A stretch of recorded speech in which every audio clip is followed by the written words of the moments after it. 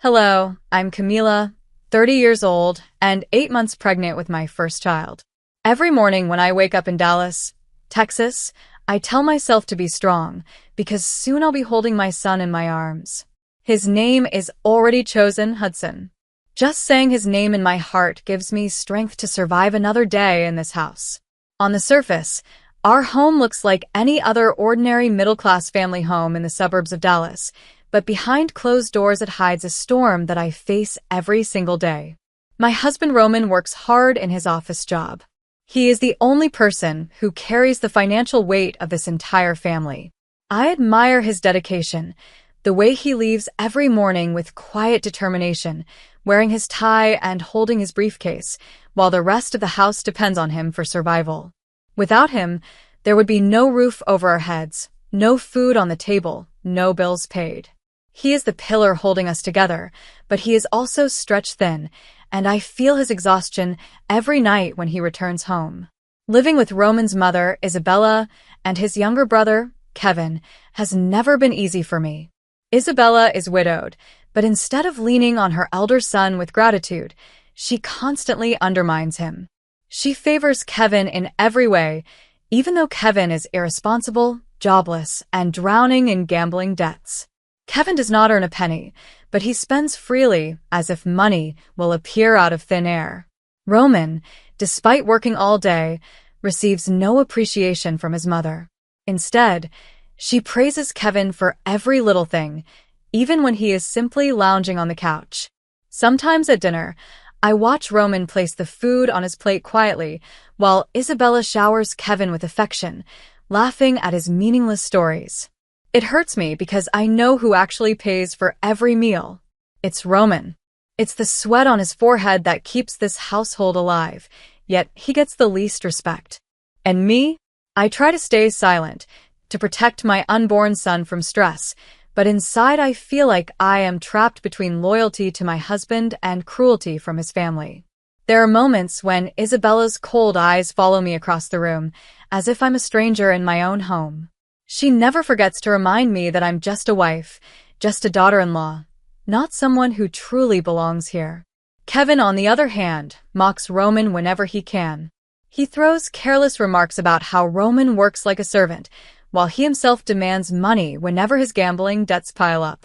Sometimes Roman tries to refuse him, but Isabella steps in, scolding Roman as if he's a child, saying, "Kevin is your brother.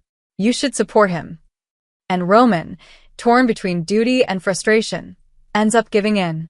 I sit quietly, watching this injustice day after day, praying for the moment Hudson arrives so I can pour all my love into him. I imagine holding him close, shielding him from this toxic environment, and promising myself that he will grow up knowing what real love and respect mean. But deep inside, I know the storm is only growing stronger. I can feel Isabella's bitterness, Kevin's greed, and the tension rising around me. They don't see me as a person carrying a fragile life inside me. They see me as weak, someone they can control. And yet, as I look at myself in the mirror every night, gently stroking my swollen belly, I whisper to Hudson, "You are my reason. You are why I won't break. I will survive all of this for you." I remember the day so clearly when my parents, Parker and Luna, came to visit me here in Dallas. They had driven all the way from their city just to see me, worried about my health as my pregnancy reached its final stages. I was 8 months pregnant, my body heavy and tired, but my heart lifted the moment I saw them step through the door. For me, they weren't just my parents. They were my safe place, the only people who reminded me that I was more than just a daughter-in-law living in a house that never fully accepted me. My parents have always been stable and successful. They own a business and live in comfort, but what makes them truly rich is not money. It's the love they pour into me, their only daughter. Parker, my father, has a firm yet gentle presence. Luna, my mother, is soft-spoken but strong. When they walked in that day, carrying smiles and warm hugs, I felt the walls of my heart soften. For a moment, I could breathe freely. Roman greeted them warmly, grateful for their visit, but Isabella's face stiffened. She looked at them as if their presence was an intrusion, her lips pressed tight. Kevin, lounging in the living room, barely bothered to stand. He only glanced at the bags they carried, his eyes narrowing, curious and greedy. We sat together in the living room, and after some gentle conversation about my health, Parker reached into his briefcase and pulled out an envelope. He held it in his hands for a long moment before placing it in mine. "Camila," he said, his voice steady, "this is $30,000. It's for you, for Hudson, for your delivery and his future. Keep it safe, and don't let anyone take it away from you." My throat tightened as tears filled my eyes. I looked at Roman, who nodded in gratitude, his hand resting over mine as if to reassure me that he stood by my side. I could feel his pride as much as his relief. This money wasn't just paper. It was security, a lifeline, a promise that no matter what storms came, Hudson and I would not be left vulnerable. But in that very moment, I also noticed Isabella's eyes. She was staring at the envelope with an expression that made my heart tremble. It was the look of someone who had already begun plotting. Kevin leaned forward slightly, pretending not to care, but the flicker of hunger in his eyes betrayed him. I knew, deep down, they had both seen too much. My mother, Luna, kissed my forehead softly and whispered, "This is only for you, my daughter. Don't hand it to anyone. Use it for your baby, for your health, for your peace." I promised her I would. The rest of the visit was filled with light conversation, but I felt Isabella's cold silence wrapping itself around me like a shadow. Kevin cracked forced jokes, but his eyes kept darting back to that envelope as though it was already his. The next day, my parents packed up to leave. I hugged them tightly at the door, wishing they could stay longer. My father reassured me, "We'll always be just a call away. Be strong." My mother pressed my hands and repeated her warning, "Keep that money safe." As their car disappeared down the street, I felt my heart sink. The house felt colder, emptier, as if their warmth had been swept away with them. Roman squeezed my shoulder gently, whispering, "Don't worry. I'll protect you and Hudson." But I could still feel Isabella's eyes on me from across the room, sharp and calculating. And Kevin, leaning back with a smirk on his face, looked like a man who had just discovered a treasure he would do anything to claim. The days after my parents' visit became unbearable. It was as though a switch had been flipped inside the house. Isabella and Kevin had seen the envelope. They knew $30,000 sat somewhere under this roof, and that knowledge poisoned the air I breathed every single day. At first, Isabella tried to approach me gently. One morning, as I was folding Hudson's baby clothes, she walked into the room with a sweet but hollow smile. "Camila," she said softly, "you're carrying a child, my grandchild. Money is a responsibility you shouldn't worry about in your condition.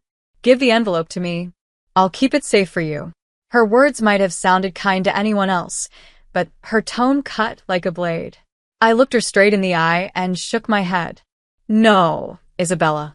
That money is for Hudson and for my delivery. My parents gave it to me, and it will stay with me." Her smile vanished in an instant, replaced with a hard glare. "You're being selfish," she hissed. "This family has needs too. Kevin needs help with his debts. Do you want people coming to our door, threatening us?" I stayed firm. My voice trembled, but I did not back down.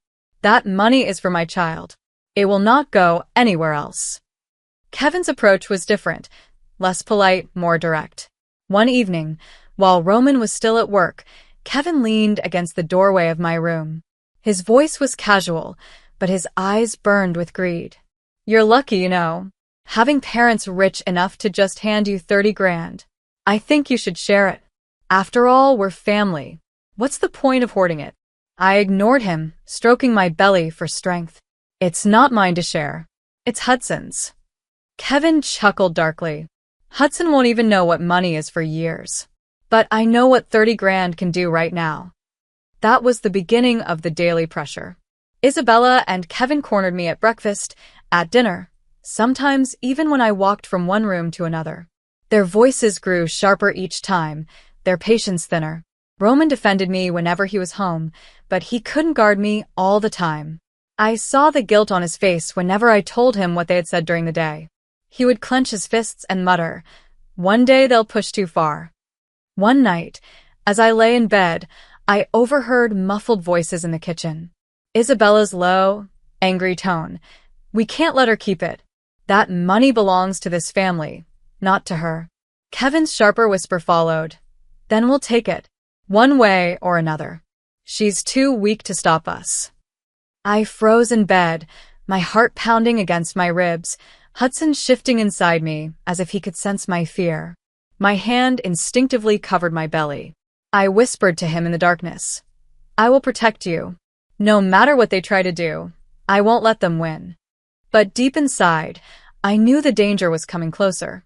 Every glare, every remark, every demand, they weren't just words anymore. They were the sound of a storm building, ready to break over me at any moment. The morning it happened, Dallas felt quiet, too quiet. Roman had left early for an important office meeting, kissing my forehead gently before he walked out the door. I remember watching him go, wishing he could stay just one more day, because something in my heart whispered that trouble was near. I was in our bedroom, sitting at my vanity mirror, brushing my hair. The sunlight spilled through the curtains, glinting off the glass, and for a moment I tried to pretend everything was normal. I wanted to focus on Hudson's movements inside me, those little kicks that reminded me why I had to stay strong. Then the door burst open. Isabella stormed in first, her eyes blazing with fury, and Kevin followed right behind her, his jaw tight, his fists clenched. My brush froze mid-stroke as I stared at them in shock. Enough is enough, Isabella spat. Give us the money, Camila. You've been selfish long enough. I shook my head, my heart racing. No. That money is for my baby. For Hudson. My parents gave it to me for his future. Kevin stepped closer, his voice sharper than ever. You think you can defy us? That money could clear my debts today. Hand it over before this gets ugly. Fear rushed through me, but I held my ground. My hands trembled against the vanity table, yet I managed to say, I will never give it to you. Not a single dollar. For a second, the room was silent except for my heavy breathing. Then Isabella's face twisted with rage. She lunged forward, grabbed my hair with iron strength, and yanked me toward the mirror. Before I could even scream, she slammed my head against the glass. The mirror shattered, sharp cracks exploding around me. Pain shot through my skull as shards scattered across the floor. My body collapsed to the ground, my belly heavy, my breath short. And then it happened, my water broke. A rush of fluid spread across the floor beneath me, and terror struck deeper than the pain in my head. No, I gasped, clutching my stomach. Hudson. Isabella let go, stepping back, her chest heaving. Kevin's eyes widened in shock. What did you do, Mom? Quiet, she snapped, though I saw the panic flicker in her eyes. I screamed again, the sound raw, filling the room. The pain was unbearable, fear overwhelming. I could feel contractions starting too soon, too violently. Isabella cursed under her breath, and Kevin, pale with fear, muttered, We need to get out of here. Now. And just like cowards, they fled. They left me bleeding, broken, and alone on the floor. My hands shook as I dragged myself toward the nightstand where my phone lay.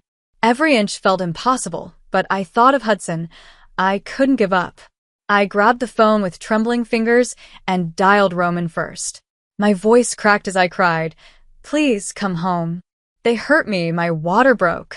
Then I dialed 911, gasping out my address between sobs, begging for police and paramedics. And finally, with tears streaming down my face, I called my parents. Mom, Dad, they attacked me. The baby. I need you. My vision blurred as the contractions grew sharper. Alone in that room, with glass around me and fear tearing at my chest, I whispered Hudson's name over and over like a prayer, holding on to the one reason I couldn't let go. The minutes after my desperate phone calls felt like hours. Every second dragged as pain tore through me, my body trembling against the cold floor, shards of broken glass still scattered around me. I clutched my stomach, whispering Hudson's name, praying he would hold on until help arrived. My breaths came in short, panicked gasps, but I forced myself not to pass out. I couldn't. Hudson needed me awake. The first sound that broke the silence was the slam of the front door. Roman's voice thundered through the house. Camila, where are you? His footsteps pounded down the hallway until he rushed into the bedroom. The look on his face when he saw me lying there, pale and bleeding, will stay with me forever. Pure horror mixed with rage. He dropped to his knees beside me, his hands trembling as he brushed hair from my face. Stay with me, Camila. I'm here now. You're not alone. His voice cracked, but his grip was steady. He held my hand, squeezing it tightly, as if willing his strength into me. Almost at the same moment, flashing red and blue lights appeared outside the window. The police stormed in, officers spreading through the house, while paramedics rushed straight to my side. One officer quickly began taking notes as Roman explained, his voice shaking with fury. My mother and brother attacked her. They tried to steal money, and they ran. Arrest them. Please, don't let them get away. The paramedics carefully lifted me onto a stretcher, their voices calm and professional, but I could see the urgency in their movements. We need to move her now. She's in active labor, and she's lost a lot of fluid. As they wheeled me through the front door, I caught sight of the officers radioing in a description of Isabella and Kevin. The words, wanted for assault, and attempted harm to an unborn child, echoed faintly in my ears. Relief flickered inside me. They weren't going to escape this time. Roman climbed into the ambulance beside me, refusing to let go of my hand. His face was pale, his jaw tight, but his eyes stayed locked on mine. I promise you, Camila, he whispered fiercely, they will pay for this. They will never touch you or Hudson again. Even through the pain, his words steadied me. I nodded weakly, tears sliding down my cheeks. Just don't let them win. As the sirens wailed and the city blurred past, I felt the contractions grow stronger. My body was trembling, my breath sharp and uneven, but I clung to Roman's hand with everything I had. I knew the fight wasn't over, but at least now, I wasn't alone. And somewhere behind the ambulance, the police cars sped off in another direction, chasing Isabella and Kevin. My parents' voices still echoed in my memory from the call. We're coming, Camila. Hold on. I prayed they would reach me soon, prayed they would see Hudson alive. The ambulance ride to the hospital was a blur of flashing lights, sharp pain, and Roman's voice in my ear, trying to steady me as the contractions came faster and stronger. My body shook uncontrollably, and fear clung to me like a shadow. All I could think about was Hudson, whether he would survive this sudden, violent beginning. When the stretcher burst through the emergency room doors, doctors and nurses surrounded me immediately. The smell of antiseptic, the blinding white lights, the rush of footsteps, it all blended together in my mind. One doctor leaned close, his voice urgent but calm. She's in active labor, 8 months along. We need to deliver right away. Prep the OR. Roman gripped my hand as they wheeled me into a delivery room. He wouldn't let go, even when a nurse told him to step back. His voice cracked, but his determination didn't falter. I'm staying with her. She's my wife. She needs me. The pain ripped through me in waves, leaving me gasping. I cried out, clutching Roman's hand so tightly I thought I might break his fingers. He kissed my forehead, whispering, Breathe, Camila. You're stronger than this. You and Hudson, you're both fighters. Time lost meaning. Minutes felt like hours as the doctors worked, giving instructions I could barely comprehend. Sweat soaked my skin, and tears blurred my vision, but I kept pushing, clinging to Roman's voice like a lifeline. And then, finally, a cry split the air. A sound so pure, so fragile, yet so powerful that it silenced every fear in me. Hudson, my son. The nurse lifted him up, tiny and perfect, his cries filling the room. My chest heaved as I sobbed in relief. Roman's face broke into tears for the first time, his hand covering his mouth as he whispered, That's my boy, that's Hudson. They placed him on my chest, and the world disappeared. His warmth, his tiny heartbeat against mine. It was everything I had been fighting for. I kissed his forehead, whispering, You're safe now, my love. You're safe. Roman bent over us, tears streaming down his cheeks as he wrapped his arms around both of us. I promise you, Camila, he said, his voice shaking but fierce, they will never come near you or Hudson again. They try to take everything from us, but they'll pay for it. Later that evening, as I held Hudson in my arms, exhausted but alive, my parents finally arrived at the hospital. Parker's face went pale when he saw me lying there, bandaged and bruised, but his eyes softened when he saw Hudson breathing peacefully. Luna rushed to my side, kissing my forehead, tears streaming down her cheeks as she whispered, "You did it, my daughter. You brought him into this world. You're stronger than all of them." The room was heavy with both grief and joy. Grief for what I had endured, joy for the miracle now lying in my arms. And through it all, I knew one truth with absolute certainty. This fight wasn't over. Isabella and Kevin had hurt me, but they would never escape justice. The days that followed Hudson's birth were a blur of recovery and quiet moments. I lay in my hospital bed, cradling my newborn, while Roman paced the room, speaking to police officers and detectives who came to take our statements. My parents stayed close by, offering their support and keeping a watchful eye over me and Hudson. For the first time in weeks, I felt safe, even if my body still ached from both the attack and the delivery. It wasn't long before the police delivered the news. Isabella and Kevin had been arrested. They were caught within 2 days, hiding in a cheap motel on the edge of town. The words filled me with relief, but also sadness, a kind of grief that the people who were supposed to protect Roman had instead tried to destroy us. Roman wasted no time pressing charges. He filed for assault, attempted harm to an unborn child, and conspiracy to steal. The district attorney assured us the case was strong. The evidence was undeniable, my medical records, the broken glass and bloodstains in the bedroom, and most importantly, my testimony. Even though I was still weak, I gave my statement through a video link, staring into the camera with Hudson in my arms. My voice shook, but I forced every word out. They tried to take the future my parents gave me for my child. They tried to take Hudson's chance at life. But I will not be silent. Roman testified in court in person. His voice was fierce and unyielding as he described years of enabling Kevin's gambling, Isabella's favoritism, and finally, the violence against me. Neighbors also gave statements. Some had heard my screams that day. Others had seen Isabella and Kevin fleeing. Piece by piece, the truth painted a picture so dark that even Isabella's stoic expression faltered. The trial stretched on for weeks, but every day brought us closer to justice. I could not physically sit in the courtroom, but Roman kept me informed of everything.